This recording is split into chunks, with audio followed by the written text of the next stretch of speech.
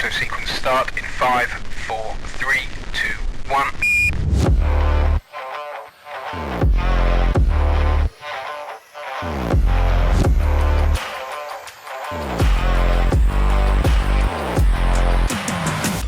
Well, hello there.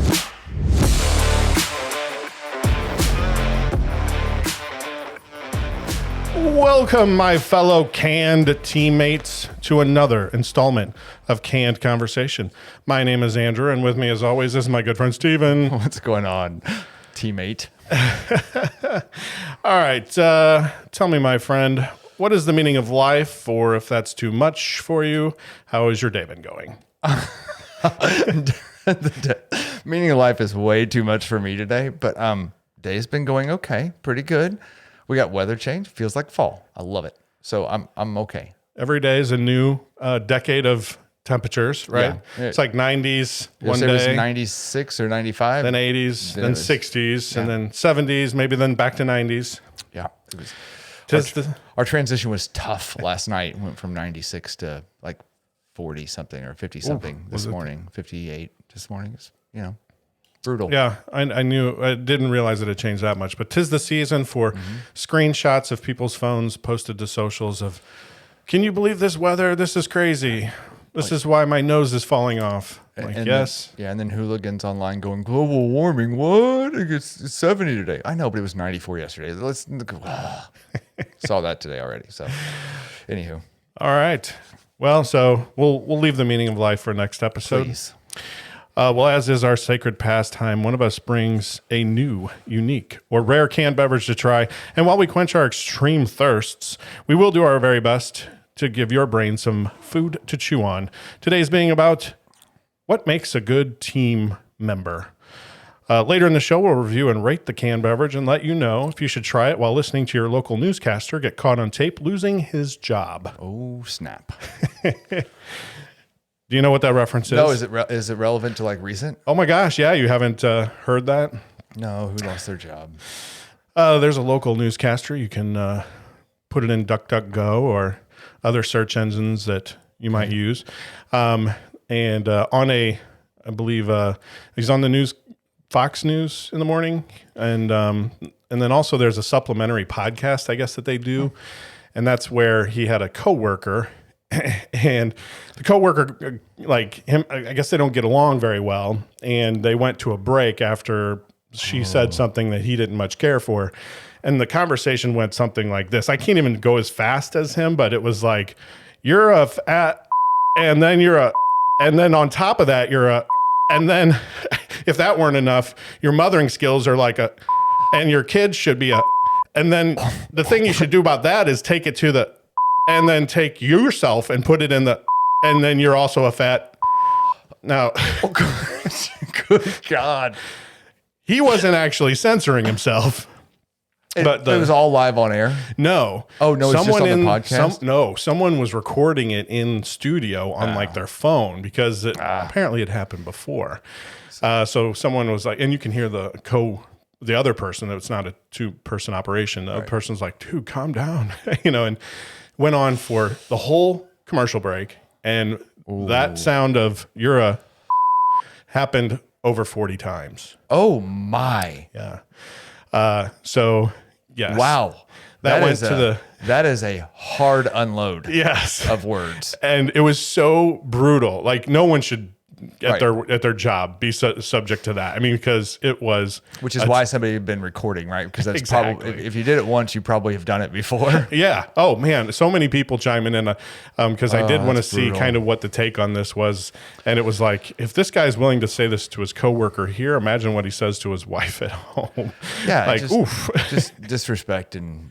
Just horrible. And don't treat people like that. I don't throw around the word bully a lot, but like you could tell the way he was chastising. It was like, I'm going to put you in your place. Yeah. To never say things. You won't question me again. You'll be. I want you to be afraid of me. That's all it's for. Yes. Right. And so, you're like, shut up. Yeah. And he was donezo. And I think that was well known. As soon as you heard it, you're like, oh yeah, that's bad news. hope you got some help with that. All right, well, let's do this on a lighter note because after that, I need a can of something to drink. I'm sure you do too. I've got something for you. All right, let's do this. Cool. Archaeology is the search for... Yeah, we're not doing that. Because we skipped. We did an audible right before we opened the microphones. So I'm going to do this instead. So pay attention to those. If those who listen along, you might hear a bit of that again. But here, we'll do this. You can help me. Whatever comes out of these gates, we've got a better chance of survival if we work together. Do you understand? If we stay together, we survive. All right.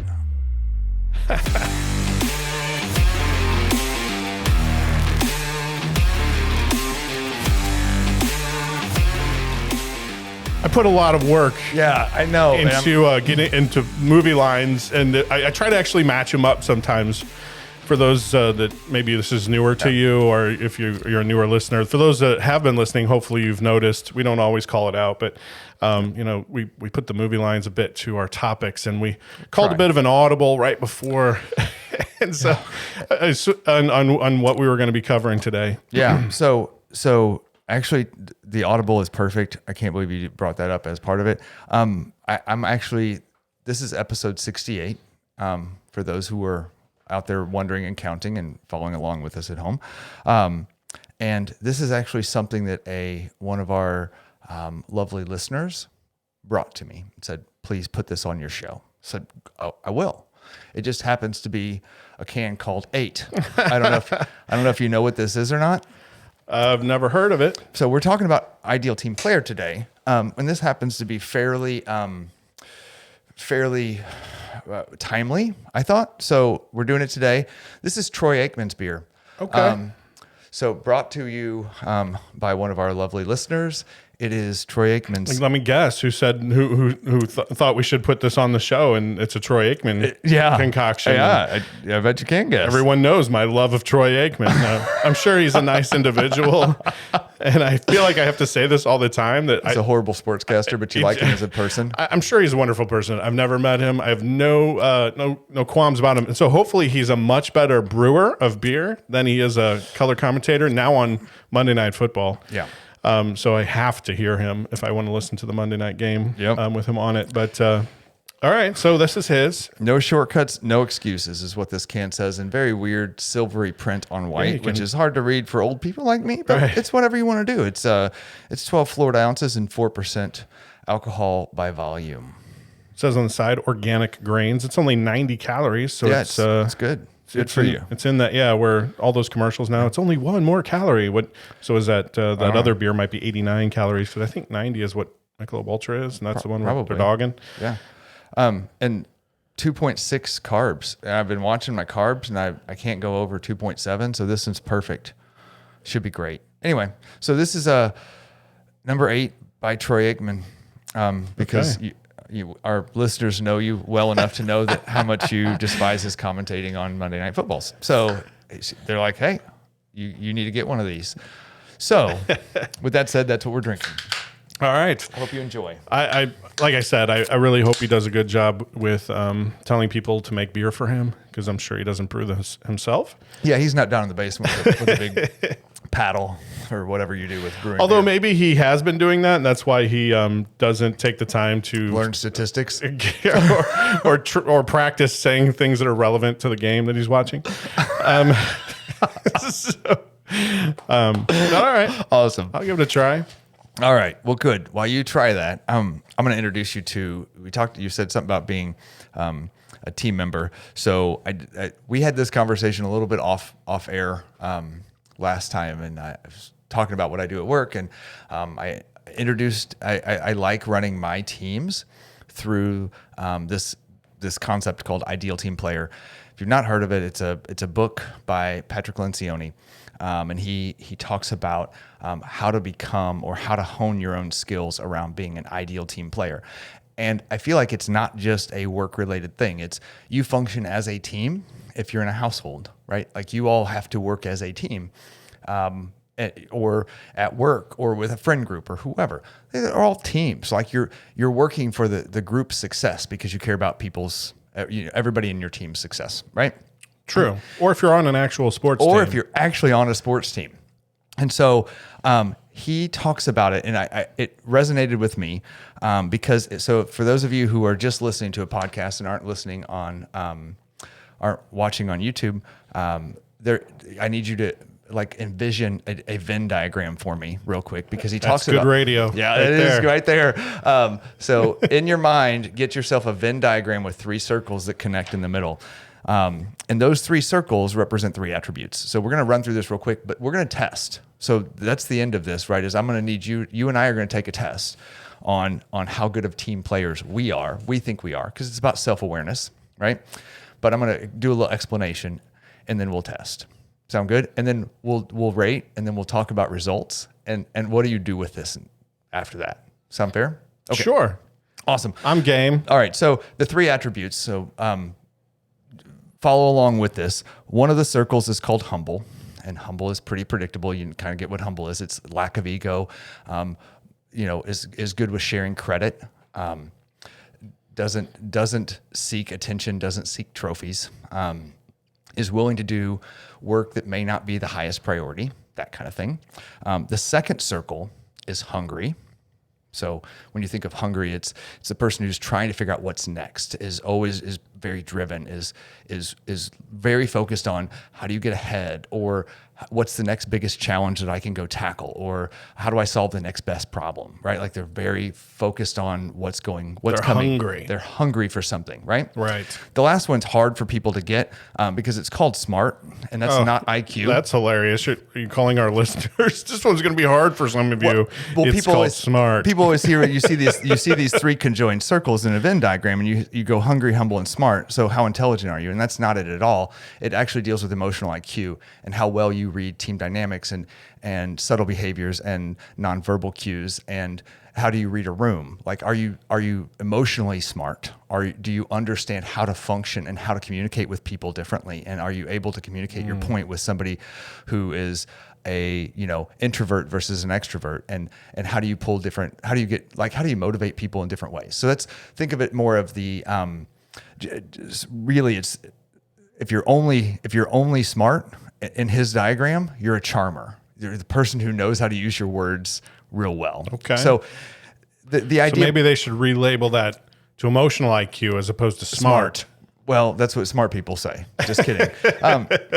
No. So I'm hungry for a change on that. you are, I bet. Do you know that guy or girl I or need you to woman? be more humble. No, it's Patrick. It's a guy. Okay. But so anybody That's who's sexist. I'm just maybe it's not. I've seen him on TED Talks. So if you're Okay. looking for more about Ideal Team Player, you can go out and search for a TED Talks he's done on Ideal Team Player. His name's Patrick Lencioni.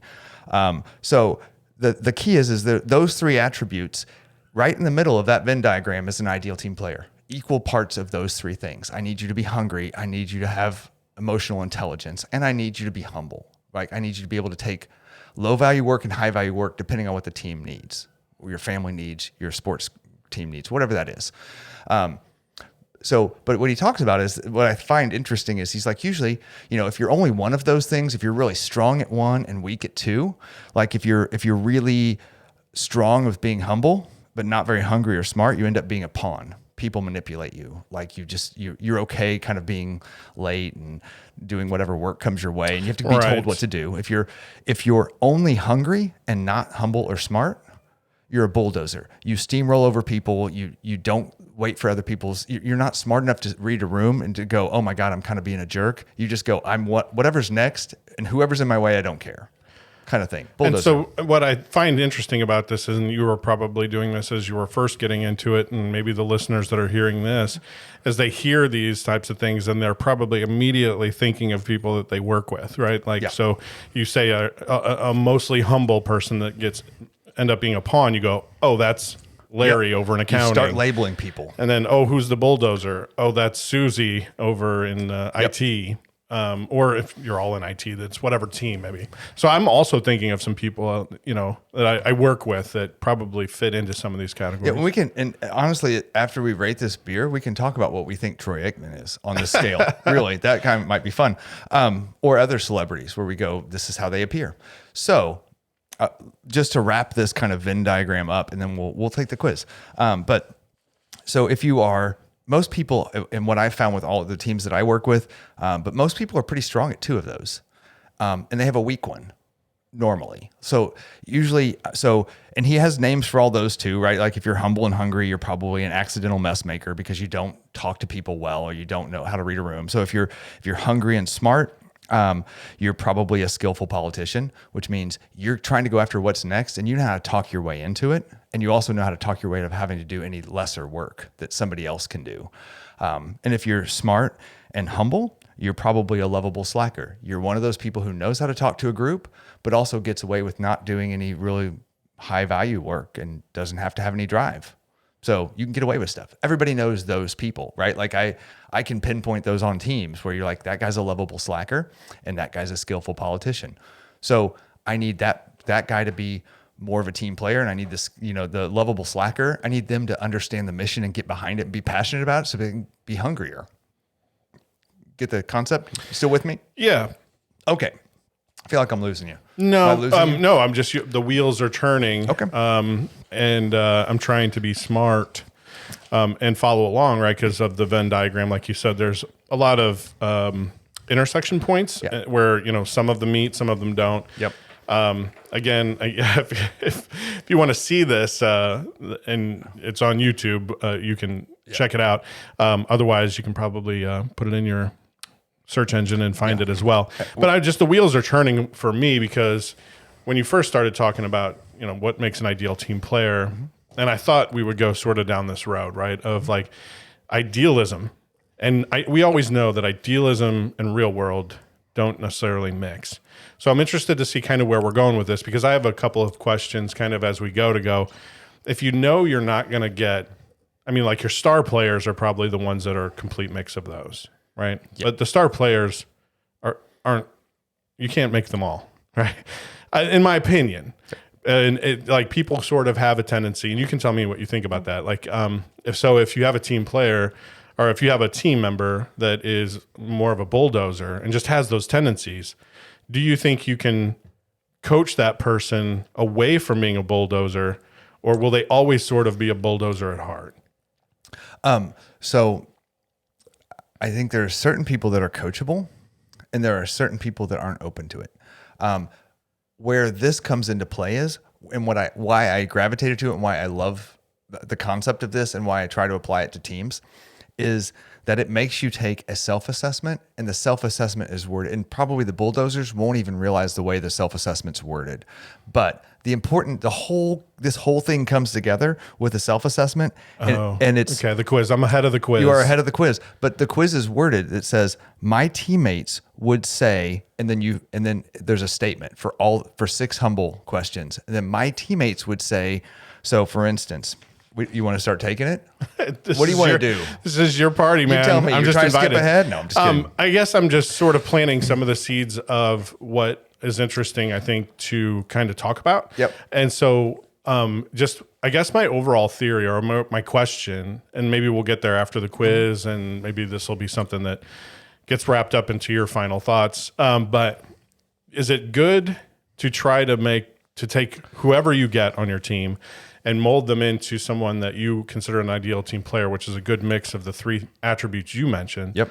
Or knowing that it's an imperfect world and people sort of gravitate to what they're going to, is it better to try to get a mix on your team of people to go, I have a couple of bulldozers, I have a couple of social IQ, was it? Emotional IQ is lower. Right. I've got some skillful politicians. I've got some accidental mess makers. And I've got some lovable people. slackers. Right. And the way that our team works, it actually works out well, because you're going to always have those people that jump in on a call that want to be the first to say things, right? I got a question, boss. I got a question. So, and then they ask the question, right? And everybody goes, oh, right, of course. Everyone was thinking that question, but you felt like you had to ask it. And then maybe that results in some work, and they go, oh well, and the pawn goes, oh, I love doing that. I'll take it. I'll take menial tasks. Right. So that's kind of. So I love where your question went. Because we've actually done something on the show and people can go back to, don't ask me to reference what episode it was, but we actually did personality tests on this show, right? Yes. We did. So I do believe I won that one, by the way. you did win that quiz. I do believe having a good mix of personalities on a team is super beneficial. It makes a well-rounded team.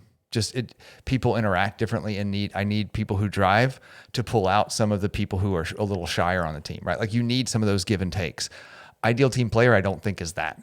I need people to be in the middle of that circle, or I need them to be striving for it. And even more than that is I need them to be self-aware enough to know that how you are perceived as a team player will change over time depending on how the team changes. So if you add somebody new into your team at work, that changes the dynamics and you will end up changing. You need to look at yourself again to go, how am I being perceived as a team player? Am I coming across as a bully? Because now I'm supposed to be training these two new people. Am I coming across as just the guy who's bulldozing over and going, you guys do this because I don't have time for this? And so all of a sudden you become a bulldozer and you were never that before, right? The dynamics of your team or the dynamics of your family or the dynamics of your friend group will change based on somebody else's situation. That you need to reevaluate how you're being perceived in that group. And that's why I like this, is because it makes you do a self-assessment to go, how am I being perceived? Do I think I'm coming across as praising well? Do I think I'm, and acknowledging people's success? Or do people probably feel like I take credit for everything, or I don't share credit well? So, well, people are probably chomping at the bit to take this quiz because they're like, I'm hearing these attributes, and they probably already have in their mind what they think they are, right? Like, because that's what people tend to do. Oh yeah, that's absolutely. A human nature is to go, all right, I'm that, and because you threw out a word that we always talk about, and it's self-aware. Yep. And being self-aware is a great quality, but there are a lot of people that aren't. It's hard. Being self-aware as a human being is hard. Yeah. Your brain doesn't like it. Like your brain doesn't like to say that you have faults. Your brain doesn't like to say that you're weak in areas. It just doesn't. So yeah, I find that to be a lot of the case. And then I would go beyond that to say, because if I thought of myself as self-aware, I acknowledge I have some traits that I would like to improve upon, but I know them, and I've accepted either that I'm not great at working on them, right? Like I've accepted them, but I know that they're there. I'm talking about even one step past. It seems like there are a lot of people who don't want to even acknowledge that they don't understand something, that there's a part of them that is resistant to either change or a new idea or whatever. And I've had some recent interactions with people, and it's coming fresh into my mind where I really thought that, like, oh, you're a very self-aware person. I can be on this 2 minutes. I can talk to you about this and then be done. And then like 20 minutes later, I'm like, oh my gosh, I have to reassess like how I think of how we interact, because you are not as self-aware about yourself as you think you are. Okay. Or I thought you were. Or you thought that we thought that you thought that we thought you were. You perceive them to think that they thought differently than they think. All right, let's do the contest. Let me win, and then we'll the contest. All right, so here's what you're going to do for those at home and for you. So think of this as 3 separate scores, okay? And the rating system is from 1 to 3. So 3 being the highest, being what makes sense. What we call usual. It's higher than 2 or 1. I'm going to give you it is every time. The math that I know. So 1 to 3, 3 being usually, right? 2 being sometimes, and 1 being rarely. Does that make sense? 1 rarely, 2 sometimes, 3 usually. That's your point system. Okay. Got it. So we're going to do 6 questions for 3 categories. So it's going to be, hopefully we'll go through them fairly quickly. Just all you do is write down your gut feeling. And so in number form. To say 1 rarely, 2 sometimes, or 3 usually. Yep. And I'm going to say, here's your first 6 are going to be humbles, right? So we'll go through it, and I'll go, my teammates would say, I compliment and praise without hesitation. All right. Let me go back. I did write this down correctly, right? 3 is usually, Yep. and 2 is sometimes. So think of 3. I hate the word usually. This is the one thing I hate about this. Because I started to go, well, that's usually, I don't want to say I do it all the time, but I usually do it. But there's not an all the time. So change 3 to most of the time. Okay. That's going to help me. That hopefully everybody at home now is clear. A 1 is rarely, almost never. Call that almost never. Okay. 2 is sometimes, and 3 is most of the time. Yeah, I like most of the time other than usually. Usually is a weird. It's just really close to sometimes. Yeah. I can make sometimes fit usually. I can intertwine those words all the time. Like, right. You know, sometimes do I eat healthy? Usually. Yeah, sometimes. Or sometimes. Yeah. Okay. So 3 is now most of the time. Yeah. Okay. My teammates. So we're question 2 of humble. My teammates would say I readily admit my mistakes. So you have to make some in order to answer this question, right? So you're a 1. Oh yeah, that's a close one. But I admit when I make mistakes. All right. So and I apologize. I will say I'm curious about your theory on this. I've stopped at work and I've thought there are often times when I've made a mistake, whatever it might be. And an email comes through and goes, "Hey, I thought this was supposed to be this." When I write back, my first word is apologies, comma, I meant for blah, blah, whatever. Right. I apologize. I think some people at work see apologizing or saying that as almost a negative. What are your thoughts on that? Is saying I'm sorry, or I'll even say, I'm sorry, I did that, what are your thoughts? Yeah. Should do it. Fear of obviously. Failure. Fear of failure at work is a thing. And admitting that you've done something wrong means you failed at something, and no one does that. No one likes to do that in front of their boss unless their boss is accepting of that, in my opinion. So when I see, probably depend on your boss. When my boss says, "Look what I jacked up today," and I go, "Oh, beat this. This is what I jacked." Like, we can have a who jacked up the worst competition if I know I'm not being reprimanded for it, or it's not even, it's the subconscious where your boss is like, well, they're not really paying attention to details because they had to send out an accident. Oh, I'm sorry, I messed up and sent it, like, it's just that fear of your boss subliminally going, oh, on the review, I'm just like, attention to detail is not quite there. If you think your boss may be doing that, you're in trouble. Like, you're not going to apologize. It's just, well, that helps my rating on there because I do take ownership of mistakes by apologizing and then saying, here's how I'm going to rectify it. So I would hope my team members see that and go, yeah, he's not afraid to say sorry. All right. Go ahead. Number 3, we're still on humble. My teammates would say, I am willing to take on lower value work, lower level work for the good of the team. All right. So I have to clean the bathrooms once a week, twice a week. Yep. That's it. My teammates. How lower level work are we talking? Like low level. My teammates would say, I gladly share credit for team accomplishments. All right. So those playing at home, I know if you don't have a pen handy, try to be keeping a mental score. Yes. Because at the end, are we going to total the score? Oh yeah. All right. So just kind of keep a mental total of where you're at if you're not able to have a pen in hand. And all you have to do is keep your mental total for each category. Okay. So keep that in mind. You don't have to add the whole. We're gonna have 18 questions. You don't have to add all that crap up later. All right. I need you to be able to add up your category. Perfect. Okay? My team would say I readily acknowledge my weaknesses. I feel like I have to throw one in that category just as a because you'll have listeners around you. Right. Well, I got to give myself one rarely. Let's put it in that one. All right. So last one for humble. I have no weaknesses. My teammates would say I offer and accept apologies graciously.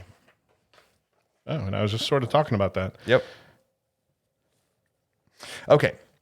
So get yourself a total. I have a total.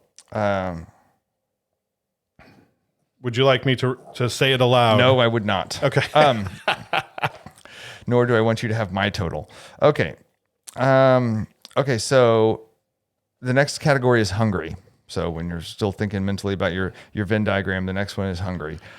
So my teammates would say, I do more than what is required at my job. All right, and as we go through this, so when we finish hungry, I say we rate the beer. Okay. And then You would come back to then smart. we'll do smart because we'll have All right. had enough Troy Aikman beer Be smart. to put us in his category. Good call. So this was one of 6, right? Each of these have 6. Yep. All right, so we're on number 2. Yep. My teammates would say I have a passion for the mission of our team. My teammates would say, so again, we're still on the 1 to 3 rating. We're in hungry. Okay. We're on question number 3 of this category. My teammates would say, I feel a sense of personal responsibility for the overall success of my team.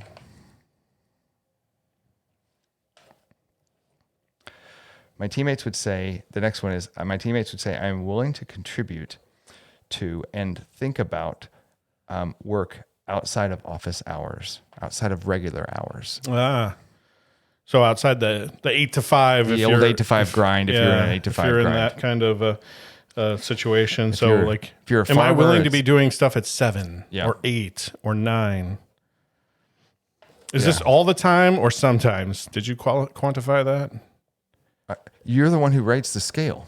No, in the question, is it my teammates would see me as willing to do that all the time? Willing to or- contribute to and think about work outside of regular office hours. All right. You're the one who gets to put True. most of the time, sometimes, or rarely. Yeah. Okay. So the next one. My teammates would say, sorry, this font needed to be bigger when I printed this. 100% apologies. I'm getting too old for this.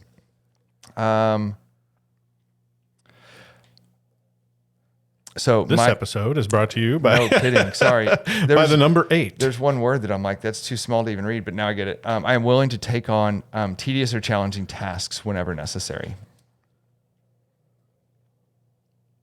All right. So we got one more to go, right? Yep, we got one more. Here we go.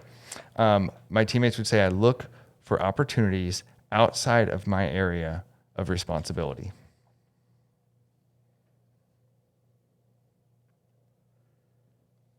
Okay. All right. So again, you should have a total. I have my total.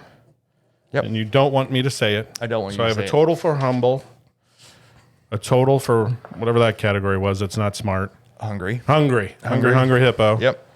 All right. You want to rate a beer? Yeah. Let's take a break from that. I mean, I think we're all in need of a small mental break there. It's a given. If you do it yourself and just read I'm it, sure it takes it's- 5 minutes. It takes no time at all. When I have to read it to you, and my old eyes have to squint at this little thing I printed out a little bit longer. Apologize for that. And then I throw in random comments. And then you add randomness, and it takes 20 minutes. because it's interesting. Like each one of those questions, you could probably have a conversation on, right? 100% agree. So like the one that took me a minute there was, am I willing to work outside of company hours? Willingness, yes, but I do value Yeah. work-life balance. So there are definitely times. Last couple of weeks, I've been You've been way askew. outside the boundaries. Yeah. But like when Yeah. it returns to normal, I try to log off and put it away. But willingness, yes, but also willingness, no. Right? Sometimes I don't want to do that 24/7 all the time. I hope you put sometimes then. Yeah, I did. Okay, great. But it's so funny because that's what you start to think about. You're like, you start dissecting it, and you're like, Well, where yeah, am I because on this? your head says, I'm a good company guy. I'm willing to do that whenever. or team guy. Yeah, I I'm a good want to team toe guy, the line right. and make sure that I I'm want to doing make my sure. part. Yeah, but there's the realistic part of it. You goes, that's not always okay, right? Like that's the reason I love this thing is you're like, What bothers me the most is when I see one or two other people always working late, Yep. and they feel like they have to, and then you feel like I could be helping them maybe, but like I don't feel like it's that necessary. yeah, that's on them. Right, but you want to. You go, why? I want to help you not be working at 10 o'clock or 11 or 12 when you're sending out emails, and then People can't turn it off though. Sometimes like they just don't know how to not sit at their have their laptop on their on their Right. lap Oh my watching gosh. TV at night and after the kids go to bed and that kind of stuff. And we both had both peers and bosses that are like that just you just get emails at all random times at night and they're like, oh, I woke up so I started working at 3 and you're like, don't work. Focus on going back to sleep. Stop sending me emails at 3 a.m. Like you've got a sleeping problem and a working problem. Just eliminate the working problem. Just focus on the sleeping problem. Get to know your family. Anyway, so what do you think about Troy's beer? It's what I think about Troy. It's there. I'm having it. When I'm done with it, I won't remember it. Although I think for Troy, it's just there's nothing special. There isn't anything special. It literally is not special. I will say I won't hate it, right? Like, so I like this better than I like his commentary. Again, it's made for some people. There's a reason he's getting paid way more money than I am to do it. So if you're a Troy Aikman fan, love it. That's great. Personally, just wish he would say less. And in this beer, I don't actually like. It's it's like, I don't know, 3 means. Yeah, I guess it's a 3. It's so non-committal. There's nothing there. It's like I'm just drinking this, going. So there's not much taste. It's kind of bland. It's just there. We've talked a little bit about my dad used to have a beer can collection, right? Right. And, one of my favorite beers that he had it was produced and all the can said was beer. Mm-hmm. Literally, it just like, so it was like plain label. Yeah. And they used to have light. Yeah. It was beer and light, beer light, yeah. right? Like I think it actually did have, maybe it just said light. Anyway, it was just beer. Right. And you're like, right. I'm like, at some point, you have to just go, all I can afford is beer. And there's a can that says beer and you go, yeah, I'm taking that. It's like, well, Anheuser-Busch relabeled it Natural Light. And they were like, all right, we can't just put beer on the side. So when I drank this, I thought of that can. I go, this is just like, this is beer. Yes. I mean, it's not bad. It's also, it's not good. It's not anything you're going to write home about. Yeah. Like it's just, it's the most muddle beer. It's like just humph. Right. Yeah. Right. It's there. I drank it. Yeah. And you would drink another. I mean, like you'd drink a 6-pack of these if you didn't know it was Troy Aikman's beer. Like if this is all they had at a picnic or something, you'd be like, I'd look for others. Would you really? Yeah. If there was a cooler, like if it wasn't BYOB and there was a cooler and I pulled this out and I go and I have it, the next beer, I'm pushing past it to see if there's other things that I know. If there was a beer labeled beer, would you take that next? I'd try it. I could be just out of the sheer interest factor. I'm like, how old is this? What's the born on date? So you sound like you're at a 2, even though you said you were at a 3. You know what? Let me do it. Yeah. You changed my mind. We did an episode a couple episodes back about changing minds, and because 3 is too. It puts it on a pedestal of I would grab that at a party in a cooler where there were like Bud Lights. I would drink a Bud Light over this. I would drink a Michelob Ultra. I would drink a Busch Light all day long over this. Like I think Busch Light's better than this. I will say it clearly says this is an elite light lager, and I think they misused the word elite. Right. Specifically, it is just a light lager. Boring is what they should have. Instead of elite, they should have said boring. Yeah, it says born and raised. I think they meant boring and like won't raise an eyebrow. Right. But anyway, it's beer. Yeah. It's not bad. It's not making me sick. I'm giving it a 3 because if I pulled this out and it wasn't labeled, I drank that, I go, all right, give me another one of those, I guess. Like if that's all that's in your cooler, sweet. I'll drink a couple of those. I don't have anything bad to. I mean, like it's just not anything exciting. Yeah, honestly.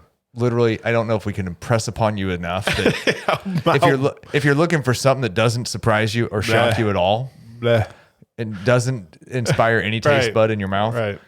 Troy Aikman's beer is good, right? If you hate being excited about taste, it's just beer. This. It literally is just. It tastes like it should be labeled beer. When you have celery, right? When you eat celery, you realize there's crunch there. Yeah, there's texture, and there's something that's going it down my throat. Yeah. But this is not, I don't care about what the taste is. It's 0. It's like, there's negligible. Nothing. Right. Negligible. Right. Yeah. I want to put peanut butter on it, right? To make it better, to make the celery better. Try it? I don't know. You want to might want to salt it or put a little salt or something in it. Put a lime in there and a little really lime. Spice it up a little. Anything. All right. So if you're looking for beer, Troy Aikman's got beer. So good on him.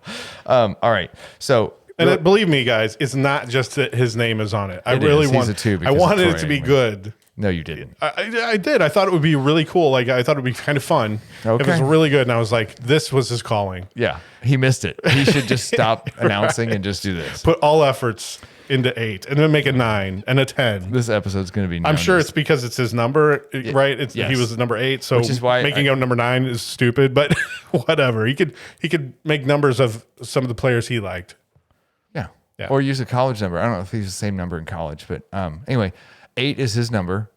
I did this Right. on the 68th episode. Yeah. On purpose, which is why I said I want Right. I want my beer on this one. And we included a Illuminati sign in the episode somewhere, so find that too. Yeah. There's a lot of numbers and signage going on in this. It's Yeah. you'll know if you know. Hidden meaning. You'll know. You'll know. All right. You ready for smart? I don't know. You tell me. I got to figure out if I can read this. Okay. So you ready? My teammates I'm would ready. say, I was born ready. I generally understand what others are feeling during meetings or conversations. All right. Remember 1 through 3. I got it. My teammates would say, I show empathy to others on the team. All right. You ready? Yes. My teammates would say, I demonstrate an interest in the lives of my teammates. Going for a perfect 18 on this bad boy. Oh my God. There's no way. I'm just kidding. My teammates would say, I am an active listener. This is actually pretty much lining up where I think some of my strength is in that one. I might not know anything about a product or about, some of the technical stuff that goes on, but I can really talk to people.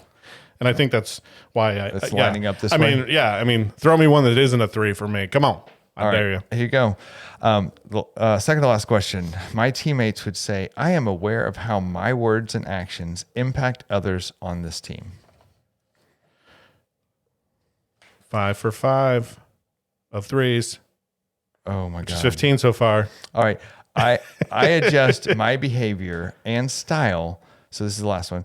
3. Don't even have to finish. I adjust my behaviors and style to the nature of the conversation or relationship. Yeah. That's my superpower. Oh my God. You have some self-awareness issues.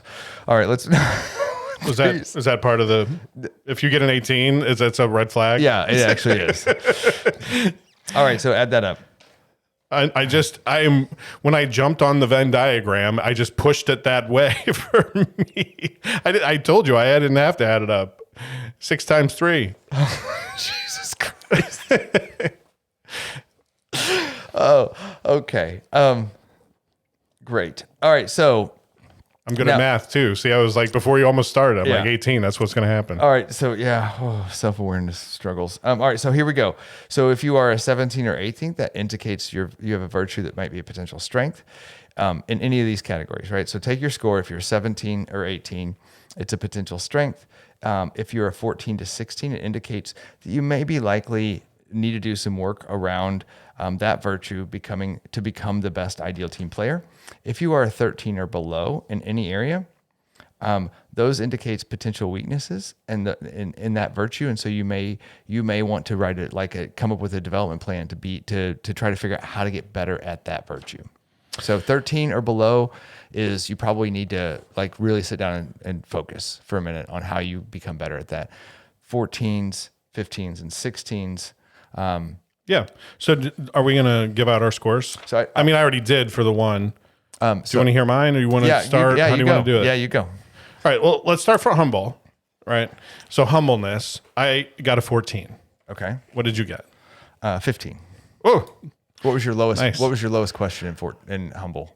I did not write the questions down, but I believe it was 5. I did give myself a 1. I probably could have given. I don't remember what it was. I readily acknowledge my weaknesses. Yeah, I wouldn't say I don't post them on a billboard out there, and, in the workplace. Yeah.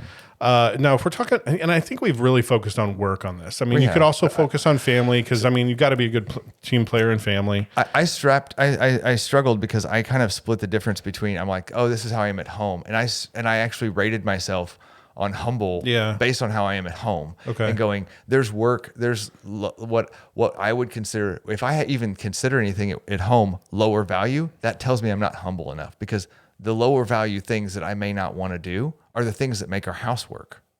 right? Okay. Like bills. I'm like, that's a lower value thing. That's not. That's what makes us be able to live in a house, right? Yes, right. Yeah, so I guess I gave myself a 1 on that because I don't post it up a lot. I'm aware of them for sure, but at work, I would say for the most of the other questions where I scored a little bit higher was like I mentioned already. I'm fine to apologize. I'm fine to say I don't know things.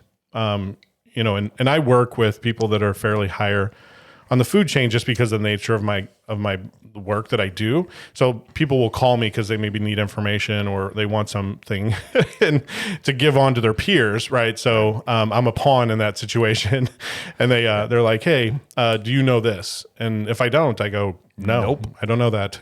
And I think we've talked about that before, right? Mm-hmm. Like that's one of those. And it might be generational. I know generations before us, that was like a bad word. Yeah, right. You don't say you don't know things. Right. You fake it till you make it, and then you go, I'll find out more. Yeah. Right. Where I think there's been probably a gradual change in that because I think people value that to go, don't tell me something you don't try to fake it till you make it. Right. I don't know. Yeah. So I got a 14 on that one. I would say I'm middle of the road. But I tend to. So you got a 14 on hungry or humble. Oh, okay. Yeah. What'd you get on hungry? Hungry was my lowest score at 13. 13. And that holds true, I think, because I'm not like, I'm sort of hanging on to the bulldozer aspect of that Venn diagram we were talking about, like as a word for that. I am not that.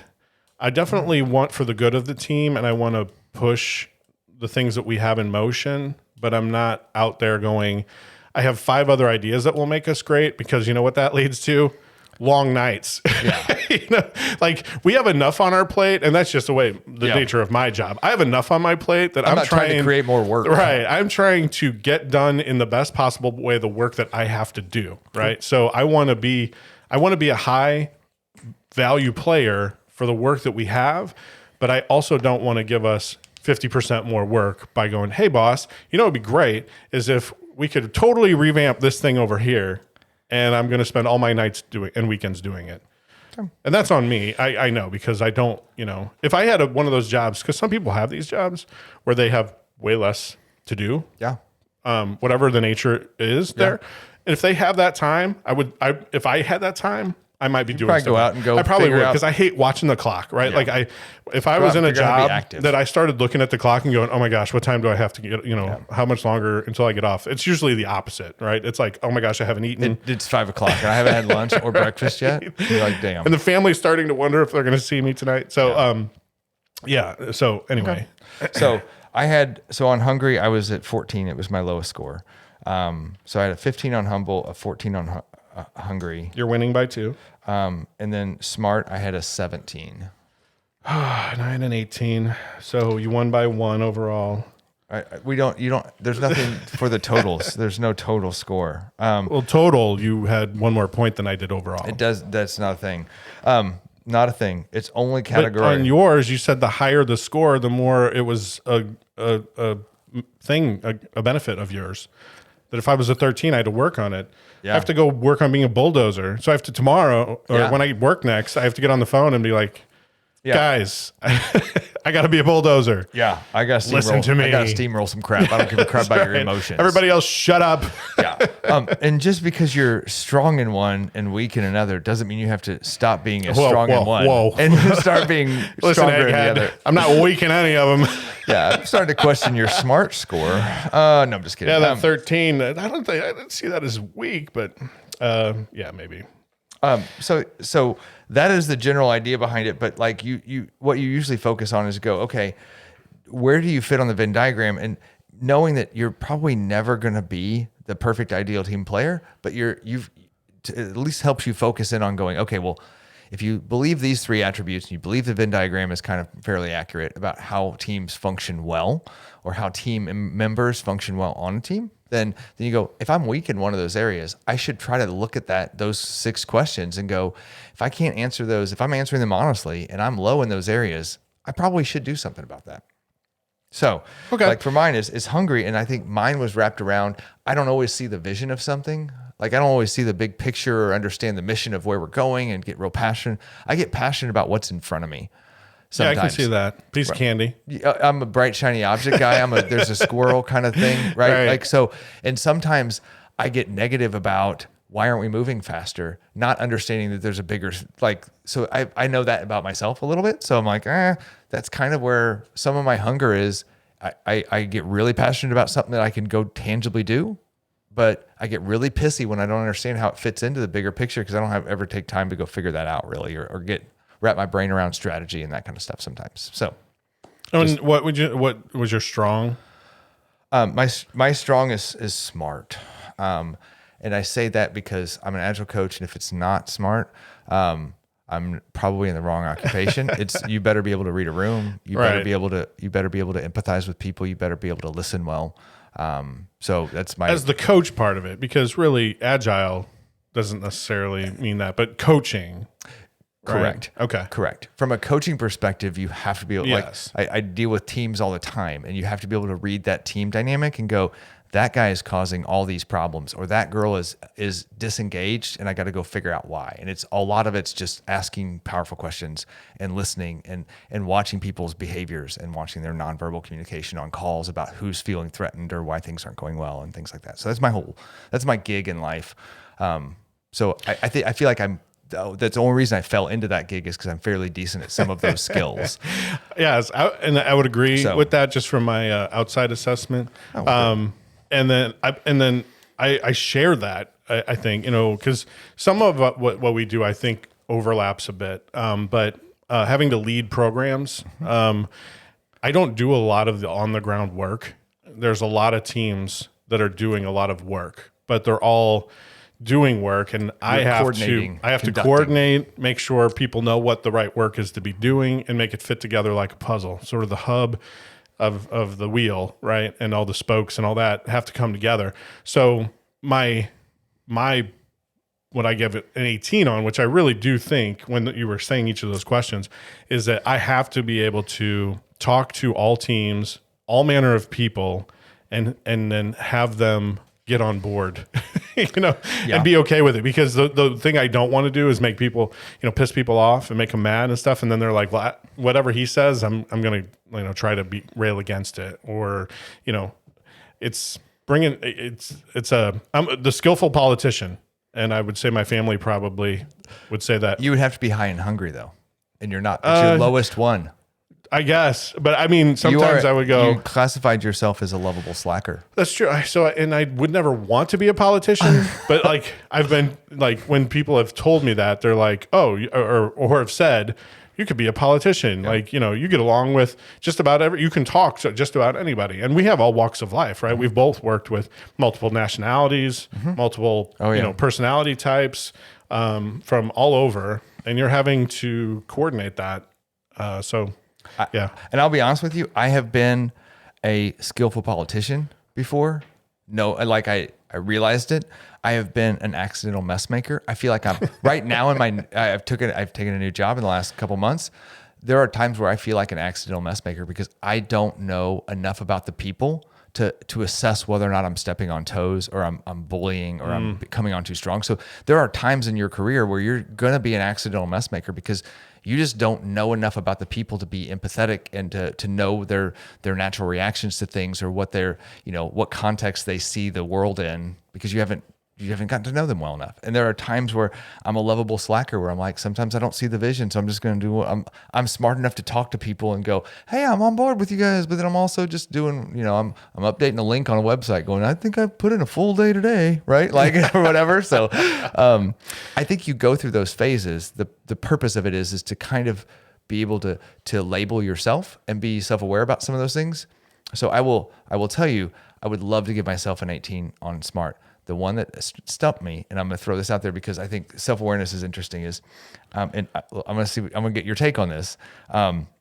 So I rated myself a 2 on, I am aware of how my words and actions impact others on a team. And I rated myself a 2 because I think I try to be really good about it, but I'm also sarcastic as hell.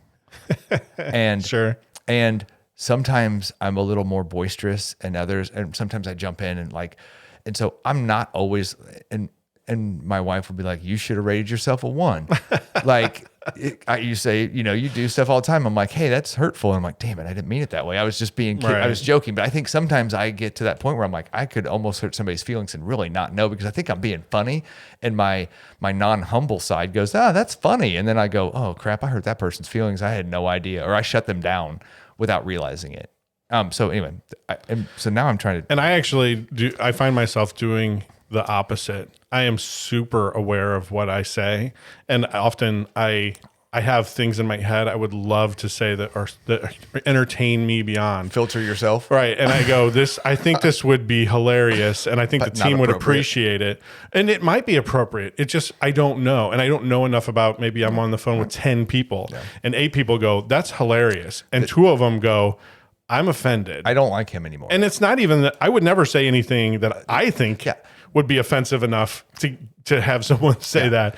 But you can't make other people feel a certain way. Yeah, and it's not always offensive. I'm super safe. It's somebody who says, like, it's the person on the call that you shut down and don't know it. It's not like they're going to go report you to HR for saying like some stupid thing on a call. Like we all know people who said stupid crap on a call, right? Yeah. But it's the person who goes, I now changed my perception of Andrew, and I don't treat him the same, or I'm not going to talk because I don't think he values my opinion, or I'm not like he joked about it, and they just took something the wrong way. Yeah. Like people do that all the time, right? And so I very much I'm super safe the other way, where I think people that know me outside of work or they do a work thing, right, and then outside and I lighten up a little bit, they're like, oh wow, there's a different side there. There's almost an unfiltered piece. Right. What I feel like you just said was, at work, I'm a lot like Troy Aikman's beer. I'm super not offensive, but I also, no, I'm just kidding. Anyway, so I kind of, if you're looking for the class clown at work, I'm not that. And I was certainly that when I was in school, growing up and trying to get a rise out of people. Right. When we have a gathering of people, I make jokes to the people around me about things that I see in life because it entertains me and it usually entertains them. So, yeah. So I would say your work and your home could be very different in some of these categories because you're like, I'm just a different person there. I'm very careful about what I say there. At home, I may hurt people's feelings because I've been married. Like I've been married for 26 years. So like I say things that are probably blunter than they should be. But it's because I know my wife needs me to be blunt with her and not tell a long-winded story, and we can get to the point, right? And then she's like, that was offensive. I'm like, okay, well, let's talk about that. I didn't mean it offensive, right? Like I didn't say it purposely that way. But anyway, so I would love to hear if you guys played along with us. I love this for work, and we had a funny conversation about it after one of the last couple podcasts, and I'm like, well, let's do that on the show. Well, I'll bring it on, and we'll take the quiz online and see what happens. So I hope people played along with it and they got their own scores and at least made them think, or they go look up the Patrick Lencioni book or the TED Talks or whatever and enjoy it. Yeah, agreed. I had a good time. I just found out that I'm an ideal team player, which is great. Yeah, that is good news. Good news. Every time I take one of your quizzes, I walk away with just huge smile on my face. Amazing. Even the self-awareness quiz we just took. Winner. Yeah, man, I knocked it out of the park. So did you, though. Like, I'm not taking anything away from you because you got one more total point than I did. We're not total pointing it. We'll come back in a while and retake it and see if I can improve my score. I'll practice. Yeah, definitely practice. See if you can win. Clean sweep. 18s. All right. Well, for an uneventful beer. Self-awareness activity, call it a day. All right. Yeah, we're good. All right. Thanks you.